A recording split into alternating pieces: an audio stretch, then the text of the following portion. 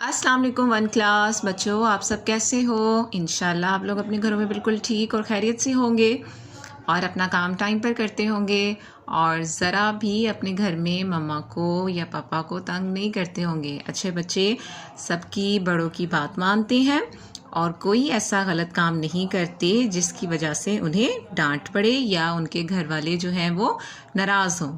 ठीक है, तो सब बच्चों ने अच्छा बच्चा बनने की कोशिश करनी है ताकि सब बड़े उनसे खुश हों। ठीक है, तो अब सब बच्चे जो हैं वो अपनी उर्दू की बुक खोल लें और पेज नंबर 35 खोलेंगे। हमने प्रीवियस लेक्चर में यहाँ से लेकर यहाँ तक की पढ़ाई कर ली है। आज हम यहाँ से लेकर यहाँ तक करेंगे। तो सब बच्चे जो हैं वो आज की यहाँ डेट लिख लें। आज 21 मई है। ठीक है, तो हम चैप्टर कौन सा पढ़े थे? हम सबक पढ़े थे कुकड़ू कू। क्या पढ़े थे? कुकड़ू कू। और ये किसकी आवाज़ होती है? कुकड़ू कू। कुकड़ू कू मुर्गे की आवाज़ होती है। तो अब हमने जो है वो इसकी जो लास्ट पे जो हमारे पास 2 अशार रह गए हैं हम वो पढ़ेंगे। तो सब बच्चों ने गौर से सुनना है।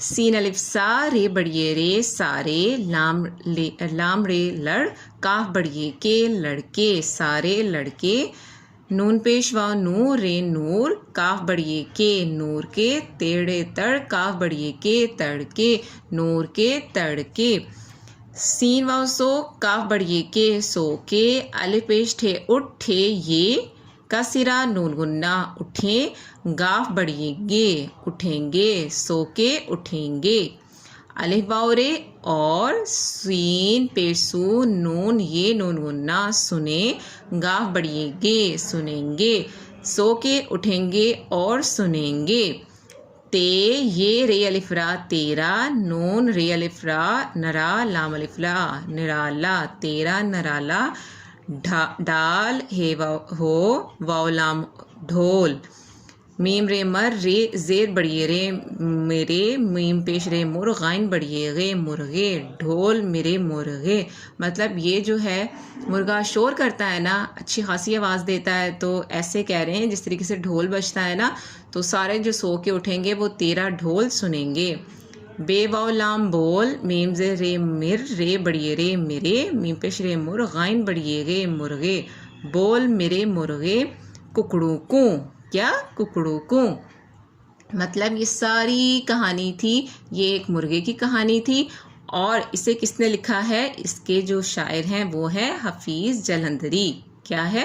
हफीज़ जलंधरी ने ये कहानी नज़्म लिखी है जिसमें एक मुर्गे की जो है उन्होंने कहानी बताई है। मुर्गा क्या करता है? सुबह उठ के अपने परों को फैलाता है और उसके बाद ऊंची सी दीवार पे जाके बैठ जाता है, जो भी उसके घर में जिस घर में भी होता है, और ऊंची ऊंची कुकड़ू कू करता है, जैसे लगता है कि वो बांग दे रहा है या अजान दे रहा है। ठीक है, तो हमने ये पढ़ लिया है। अब हम इंशाल्लाह नेक्स्ट जो लेक्चर्स में हम इसका बुक वर्क करेंगे। तब तक के लिए अपना बहुत ख्याल रखिएगा और दुआ में याद रखिएगा। अल्लाह हाफिज़।